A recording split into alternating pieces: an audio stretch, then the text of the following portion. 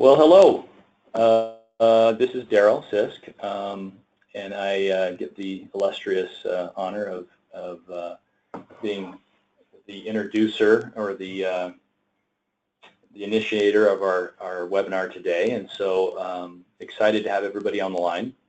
We're also really excited to have Kristen Hartnagel as our presenter today. Now, a little background on Kristen. She is currently a trainer and coach with Southwestern Consulting. Southwestern Consulting is a company that we have been partnering with for a couple of years now from a sales coaching, sales training, sales mentoring program, and we've really enjoyed the relationship. They've been doing a great job for us in the Fortune group, that being ESG, Century 2, and PSM. So we're excited. We're excited to get you a little some information here. So a couple of just housekeeping notes at the very beginning. We do have a question opportunity that we will be answering questions at the end of this presentation. So if you have a question, go ahead and submit that through the question tab on the webinar, and we will look at those at the end, and if time permits, we'll answer a couple of questions. But wanted to give a little bit of information about ESG, Century 2, and professional staff management. We are in the industry of outsourced human resources. So what that means is that we focus on a proportional solution for our clients. We help them with, in a case of a small to medium-sized business, a lot of times those companies are experiencing human resource pain, but maybe don't have proportionally the answer to be able to hire for that person internally. We try to provide innovative solutions surrounding payroll and benefits, workers' comp and safety, and human resource support that's proportional to the need, and help our clients take care of those things. And we have a large amount of clients, and we're licensed in every state, and business is good. So we love being in the space that we're in. We'll go ahead and transition now to the next part, where I get to turn the time over to Kristen. Now again, Kristen has 26 years experience, professional speaker, trainer, leadership consultant. We're really excited to have her be part of this, and at this point I'll turn the time over to her.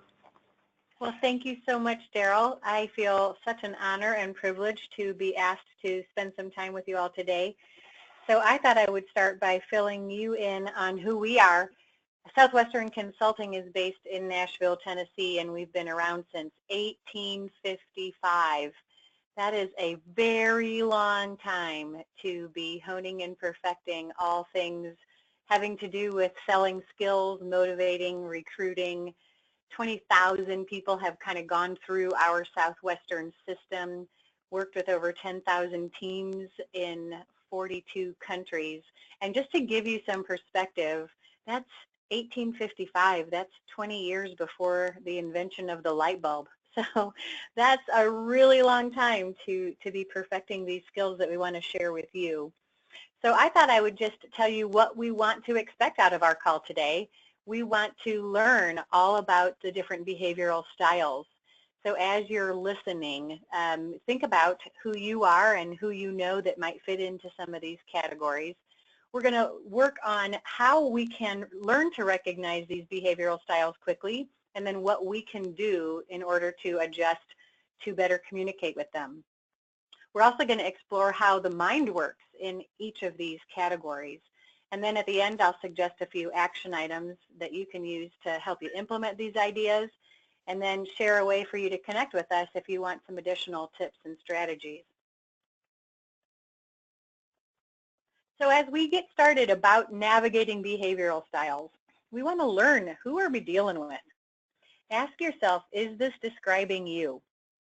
See who comes to mind, and maybe write those names down.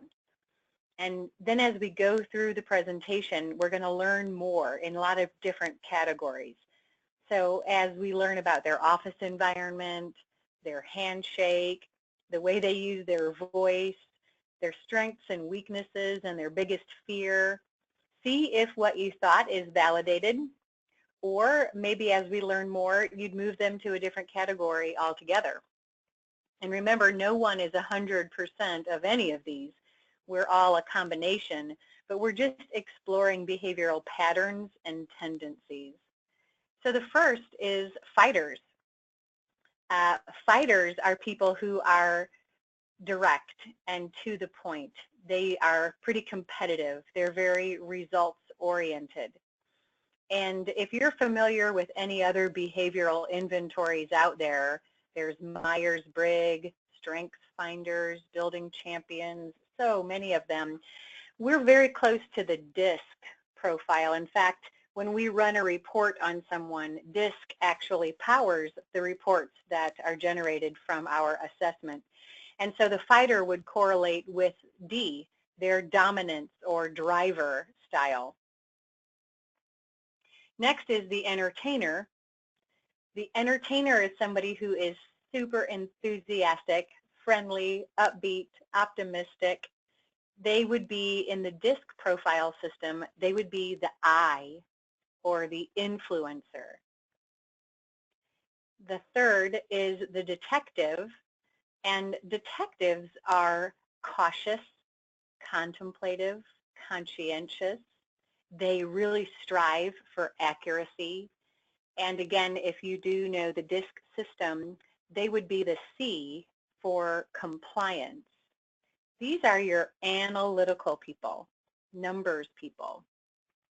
And then lastly, there's the counselors.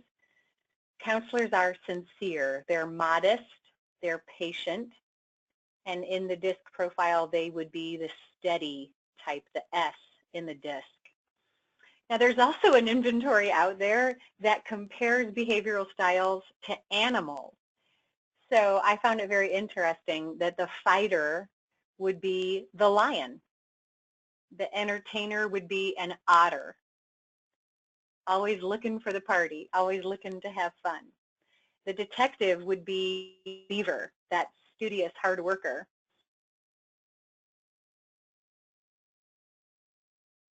I remember going through an assessment group early on in my marriage. There was a marriage encounter group, and we did that animal behavioral profile. And so people are typically a combination, like a lion otter or a beaver retriever. And so it's kind of fun to see where you have your strengths and weaknesses. So let's learn more about each of these.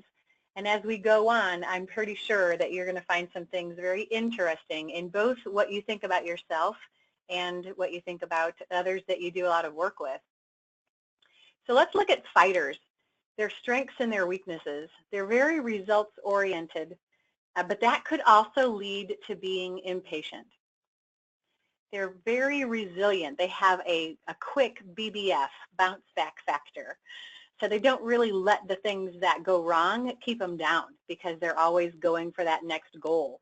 That could also result in them wanting to maintain control all the way through the whole process.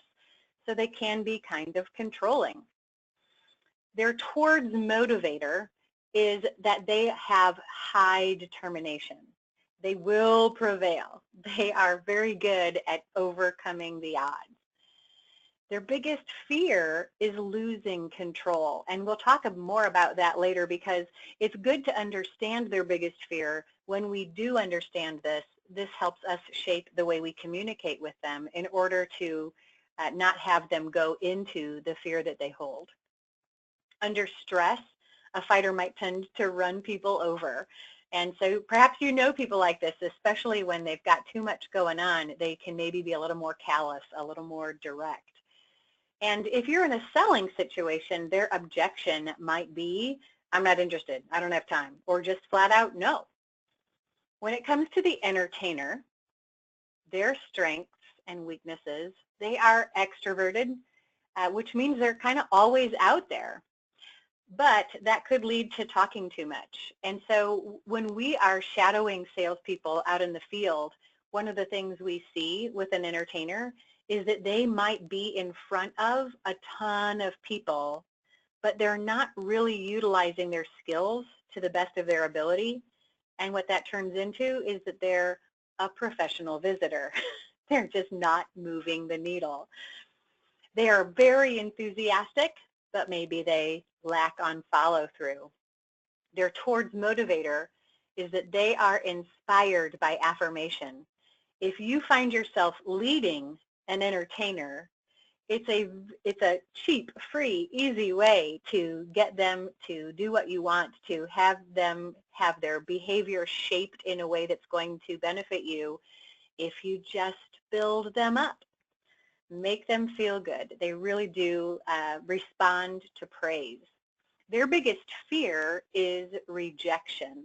So you'll want to remember that when we get into the part about identifying them and what we can do to shift our behavior.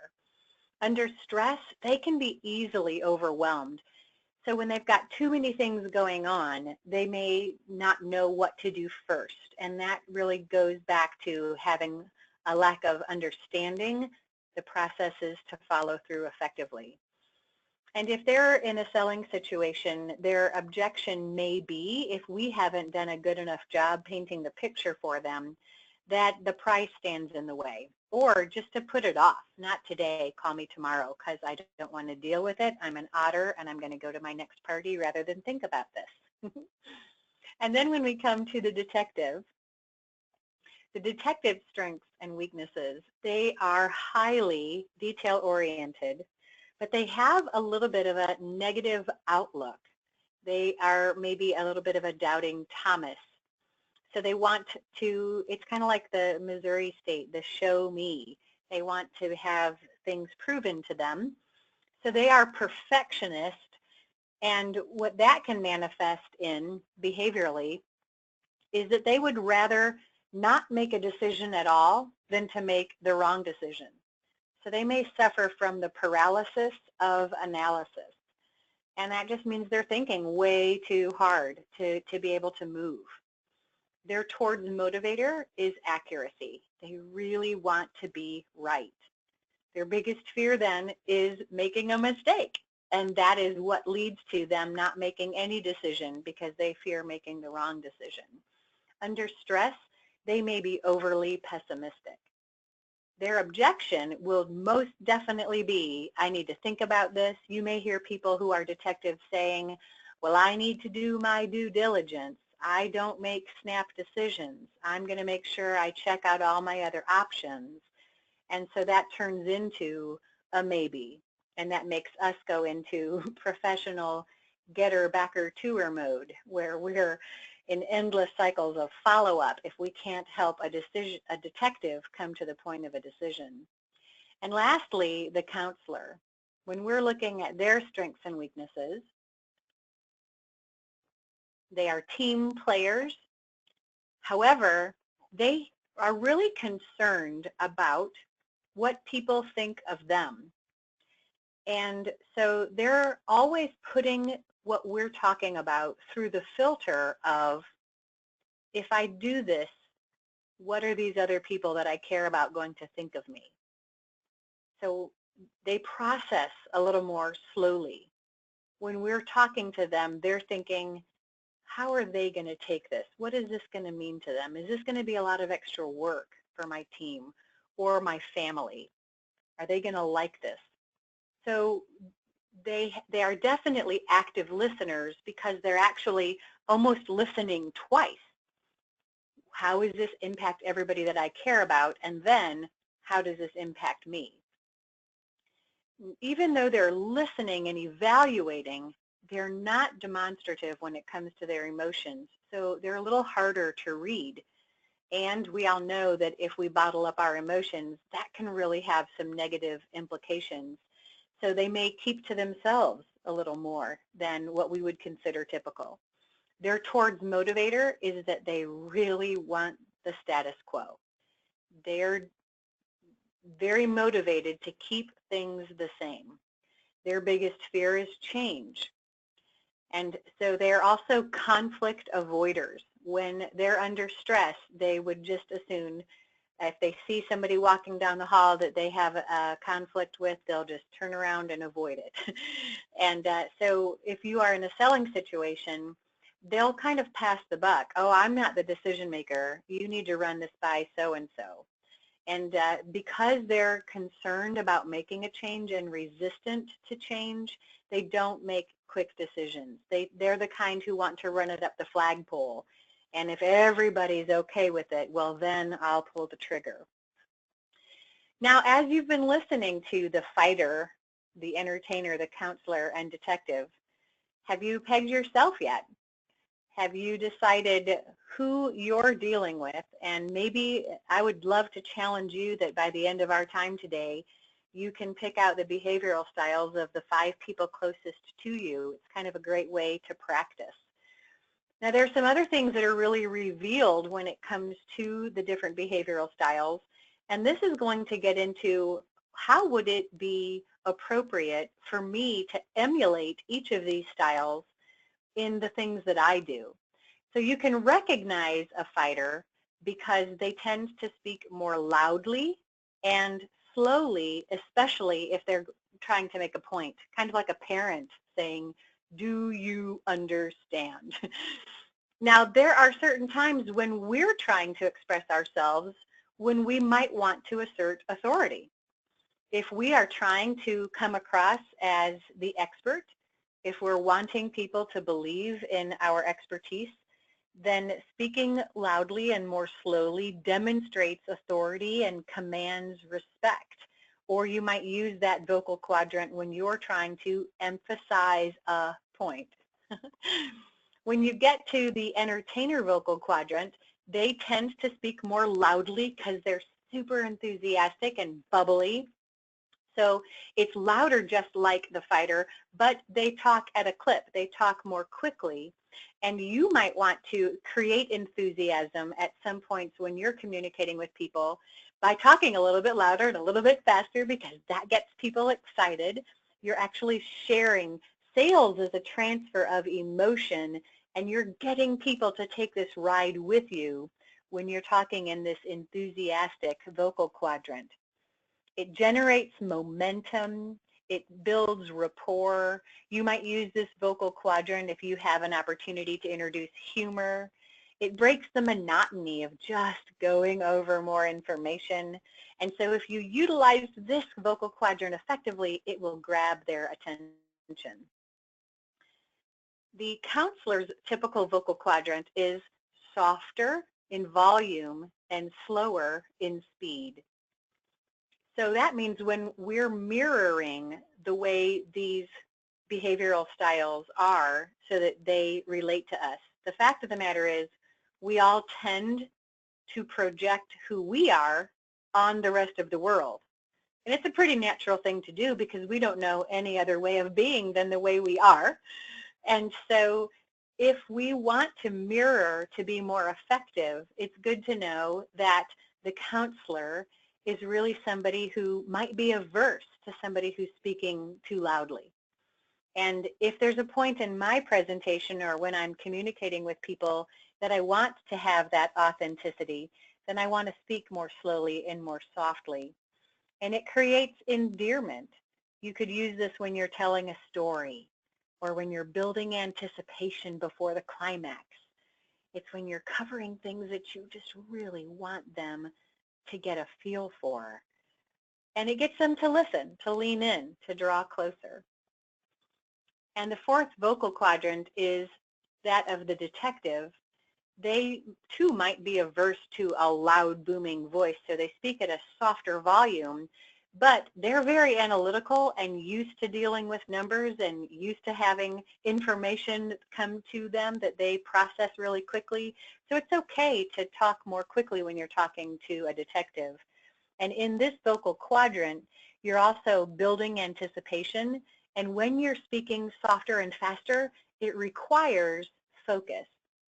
So this might be a vocal quadrant that you would use when you're going through details, when you're explaining bullet points, when you're discussing features, or when you need to cover a lot of ground.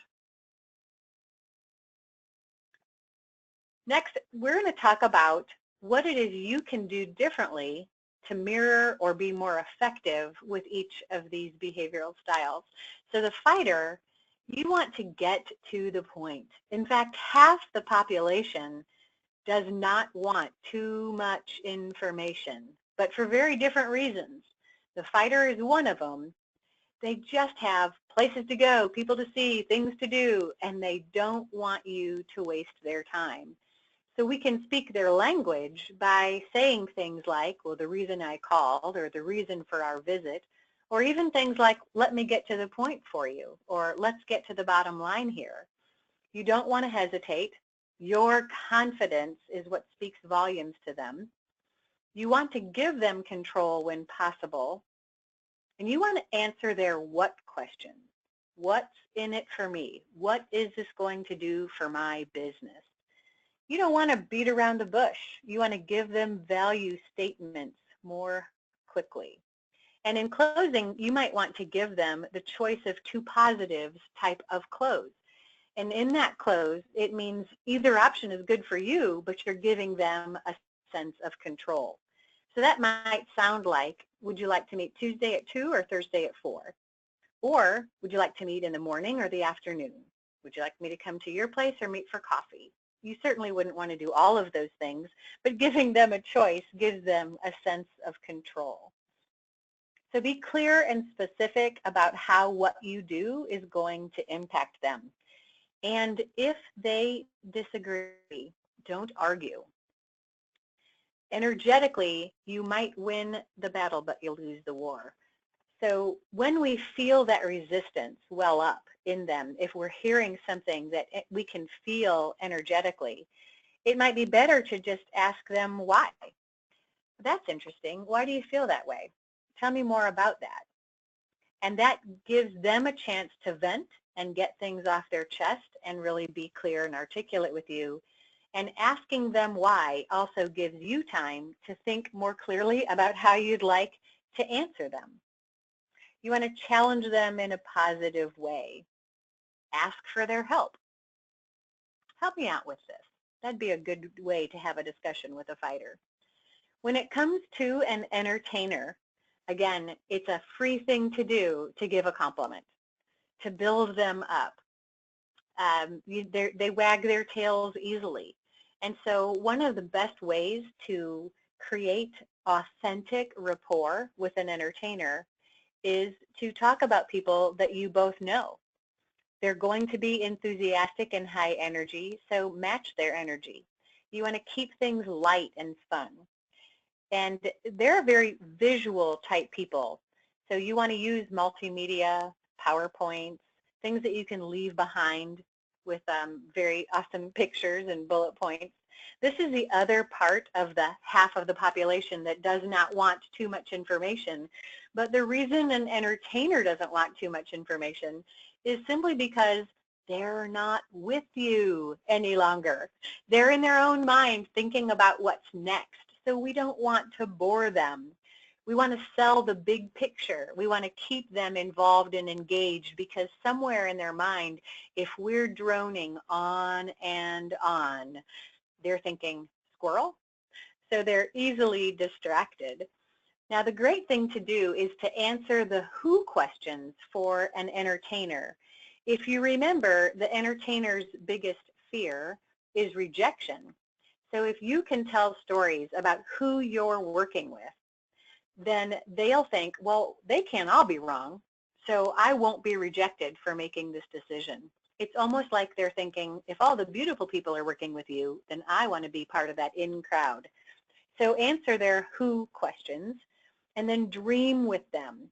Since they're so visual, you might want to use the crystal ball close, which is really just projecting your solution into their future. It's something like, imagine 5 months from now when this has been the norm for you, how amazing it will feel when. So if you can paint that picture in their mind, they're going to be a lot more likely to be with you. And this is also a free thing to do when you're with an entertainer. Simply smile. They really respond to that. So if you can go to the bullet points and not over talk, you're going to get a lot farther with an entertainer. When it comes to detectives, we really want to match their tone of voice. and they're not overly emotional, so they want to only hear about the logical reasons that this makes sense. They're very in tune with time frame. I can do this for you by when. You want to be really specific. And they're going to really want all of the stats and charts and data that's going to support what it is that you're claiming. They're not motivated by emotion. They want to know the statistics and the data. So if you can be specific and remain as objective as possible without being overly emotional, and you're prepared to give them details, you're going to get a lot farther with a detective. These are the kind of people that may even come to your meeting with their own stack of papers because they've been doing the research even prior to you getting together. So don't force a quick decision. Allow them to have some think time. Give them time to review the contract. Don't be vague about expectations. You really want to make sure they understand every step of the way, because confusion is going to lead to indecision. Answer their why questions. They don't care so much about who, it's why did those people decide to work with you. So if you are telling stories, it's not so much that you're impressing them with the who as much as the return on their investment was. They saw this percentage of increase. It saved them this percentage of time. Those are the things that are going to sway a detective. And if they give you an objection, it would probably be, I want to do my due diligence and I want to compare. So you may tell the story, hey, that's totally fine. It makes sense to me. In fact, it reminds me a lot of Mark Jones. And Mark took the time to compare us to 5 other companies. And the reason he decided to go with us is, well, that may just say to a detective, if Mark took the time to do that and he decided to go with you, maybe I can take his word for it. That may just get you the sale rather than having them take more time to think about it. Lastly is the counselor. And the counselor, you want to make sure you're talking slow and low, kind of like you're talking to a buddy. You're very relaxed and natural. You want to talk about the brand recognition, the company. That is going to make them rest more easily when it comes to making a change if they believe that there's going to be a low hassle factor because you're trustworthy. You've got a name brand that they recognize. So if you can talk in a casual manner, you also want to make sure you're touching base with them. Keep your finger on the pulse and ask their opinion. Ask for feedback. Your interest in how they're feeling keeps them engaged. There's an interesting fact that people only believe about 25% of what somebody else says, but we believe 75% of what we say. So the strategy of asking a counselor, well, tell me your thoughts about this, and what do you like about this so far? You're getting them to talk, and they're going to believe what they say way more than what you say. So make sure they understand the products and the benefits. You can even ask them, so what do you think about this feature here? Don't be demanding, and again, force a quick decision with a counselor, because they're going to want to get everybody to agree. They're going to want to run it up the flagpole. So if you can focus on how this is going to benefit the people that they're concerned are judging them, you will get a lot farther. And when it says make sure all the decision makers are there, one of the best pieces of advice that I ever heard about dealing with counselors is to make sure somebody else is in the room with them if they're not the only decision maker. Because chances are they'll see somebody else nodding approval or being with you as you go forward, and in their mind they're thinking, well, he doesn't seem to think this is a bad idea, so it must be okay. So invite that other person in to the presentation with you. When I'm dealing with a counselor alone, I know I'm probably going to get the I need to think about it objection, because they're going to want to run it by everybody they care about. So be supportive for them. Don't be demanding. And if you are leading, counselors, you want to take change slowly and gradually with them. You want to be able to say, we were thinking about rolling this out, but I'd like to get your fingerprints on this. Or your opinion is important to us, so how do you think we might do this most effectively? Because if you say, we as a leadership team decided that here are the changes we're rolling out, and starting Monday, you're all going to do it differently, that counselor is likely to be the toxic person at the water cooler, saying things like, can you believe they're making us do that? I mean, we just got used to doing it the other way, and now they're making it. So they tend to make mountains out of molehills because they are resistant to change. It wasn't broken, and now they're making us fix it. So you really want to get them involved, if you can, in the decision to make a change. And they could be your biggest champion if you can help them understand how this is going to impact what they do and who they work with. So you want to take that change gradually. And the walkout close means if you are successful in getting somebody else in the room besides that counselor, you're going to do a preemptive strike.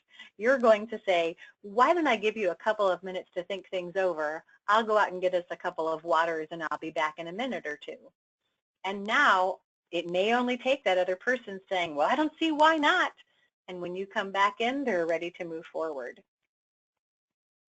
Next is a way to compile all of this information into a one sheet. So I'm just going to, after we are finished with our webinar today, I'll email this to you and you can have it to print out. You may even want to take a picture of it in your phone so that you can refer to it before you get out and start a meeting. What I love about this is the first 3 columns are to help us identify, and then the last 5 columns are what we can do to adjust. So we've already talked about the vocal quadrants, which is in column 1. I thought it would be fun to look at what can we learn about people from their handshake. A fighter is going to have the one pump. It's going to be like a jabbing motion, and maybe they'll even roll their hand on top. It's funny because I was coaching a fighter, and he said, I don't do that subconsciously. I do that on purpose. And I said, really? You're rolling your hand on top? And he said, absolutely. It's a show of dominance. And so it's not an accidental thing when you have that handshake with a fighter and they kind of roll their hand on top. And if you're looking at their office environment, they surround themselves with things that they are proud of, their accomplishments. You might see the picture of them shaking the hand of the governor, or their medals of honor or awards and plaques. So they love to surround themselves with their accomplishments. And again, if their biggest fear is losing control, we want to offer them control if we can by giving them choices. Let's go to the entertainers now. You can recognize their handshake because they may walk across the room with their arm extended, or they may skip the handshake and go for the hug. So they have this overextended bigness about them. They may not understand the concept of personal space, so they may be a little too close. If you're looking at their office environment, it tends to be messy, and they'd probably be the first to say, oh, I know where everything is, but when you look at it, it's pretty much a mess.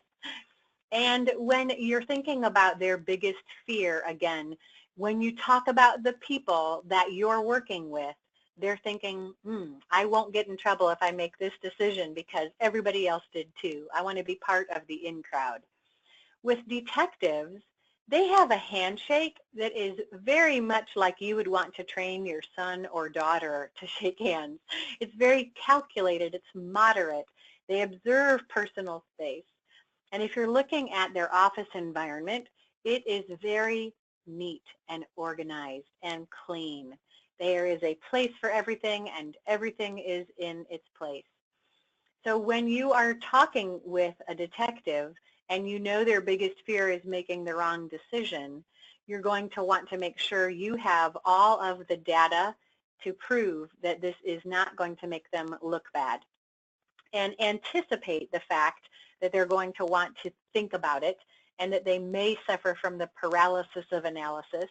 So make sure you're prepared with stories about all the people that have done their due diligence and the outcomes that they've had. And when it comes to counselors, they may not shake your hand at all. They may approach you with their hands in their pockets and hope they're going to avoid that handshake thing altogether. If they do shake your hand, it might be one of those soft, squishy kind of handshakes. And if you've ever shaken the hand of somebody who has kind of like that limp fish handshake, you can almost bet that they're a counselor.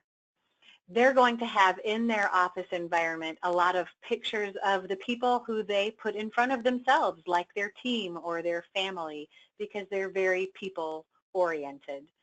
And again, since their biggest fear is change, you're going to want to take it slow and make sure they're with you every step of the way. The great thing about behavioral styles is that we adapt. And so just because somebody has a squishy handshake, even though I would say that is definitely a counselor, you may have it in your mind that somebody is a counselor, but they have a really good handshake, and that might make you doubt, well, wait a minute, maybe I'm wrong, maybe they're not a counselor. But there are counselors who have adapted. Probably somebody took that counselor under their wing and said, hey, son, you need to shake with a firm grip. And so maybe that still is a counselor, but they've adapted their handshake. So there are some definite ways that we can learn more about who they are and what we can do to adjust. I would say that this flowchart might be a good thing for you to keep with you to think through before you get out of the car. There's a book called Navigate 2.0 that would be able to take you further down this navigating behavioral road. And if you wanted to have your own Navigate assessment, you can certainly reach out to me and I can help you with that. Action items to go forward with. It would be awesome if you just take the time before getting out of the car and having your meeting to think through who you are and who you're dealing with and what you might want to do to adjust. And then take some time to practice. Determine who are the people that you're close with and where do they fit. Remember, there's probably no one that you know that's 100% any of these categories, but they probably have some dominating features that would put them in one category over another. And you know what? Some days it's hard to find what motivates us. Sometimes motivation finds us instead. So here's a way for you to plug in order to get some additional tips and strategies. If you were to send an email to kristenswcbonus@gmail.com and just put your first name in the subject line and hit send, that will give you 7 of our training videos to kind of give you some more tips and strategies to help you stay focused and inspired. So we're going to wrap this up, and I know we have a little bit of time left. I wanted to see, Daryl, if you had any questions, if there's anything that I can answer for you about navigating behavioral styles. Well, the first thing is I think no one else has said this, but I think I'm confident everyone is evaluating their squishy handshake right now.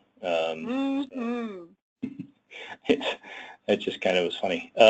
We have a couple questions. The first one is if someone identifies themselves as a certain style, but from a management standpoint wants to kind of shift, how can you consciously, what have you found to be the most effective way to consciously shift your style as a manager? So one of the suggestions, if I'm understanding your question correctly, one of the suggestions is to keep a file for everybody that you oversee and write down their Navigate style and write down your own. And then the Navigate assessment actually is like a 50-page report, and it shows what you are and what you can do to adapt to each style. So being able to know that when I'm dealing with a counselor, if my tendency is as a fighter, I'm going to want to make sure I take a deep breath before I walk in to understand I'm talking about the problem, not the person. So all of those things are going to help you know how to put your best foot forward to be most effective and help them shape their behavior to help them meet your expectations. Do you think that I answered that question? I think you did. That actually was really segued well into the other question. So I guess that helps a lot on managing people and their style and the best way to communicate with them or approach them. What if somebody wanted to adjust their own personal, they're like I think that was the question, is that how would I adjust my own style if I wanted to evolve it or adapt it? Because maybe I want to be more one of the other. Yeah, that makes perfect sense. And so when you look at the weaknesses or growth areas of each of the behavioral styles, if I am an entertainer and I know what that means is that I tend to fall apart when it comes to follow-up, that I might be a professional visitor and spinning my wheels and not as effective, it really helps to just know, if that's my growth area, what is it that I can do? So knowing what my weaknesses are, that's how I can attack them. So how could I get better at follow-through? And there are books, but there are coaches, there are people with Southwestern Consulting who can certainly help you know what are some of the best strategies to put in place to improve. How do I get a follow-up system? How do I organize my schedule? And how do I create some structure around being effective when I follow up? Perfect. I think we hit both of the questions there really well. At the bottom of the slide, it references our upcoming webinar being 401k retirement plans. I think we pushed that one into, I believe, November, based on just some potential changes out there around 401k. So the next webinar we have will be on October 24th, and it will be scary things in HR, so appropriate for October and Halloween. But that will be hosted by a couple of our people from Century 2. So that's coming up. Also, Kristen mentioned following up with an email with that chart, which I think would be really helpful. This recording will also be posted to ESG's, Century 2's, and PSM's LinkedIn page. So easy access for that if you'd like to look at it or reference it or share it with someone else. And then lastly, just really want to thank Kristen. Did a great job, and I think some great insights into behavioral styles and identifying, and just wanted to thank you from the team and appreciate your time. I know that took some time, and we appreciate that, and we know that's valuable time as well. So thank you. Well, my pleasure. I appreciate the opportunity. Thanks so much, Daryl. All right, we're going to go ahead and end at this point. We appreciate everyone who was on, and have a fantastic day. You too. Bye now.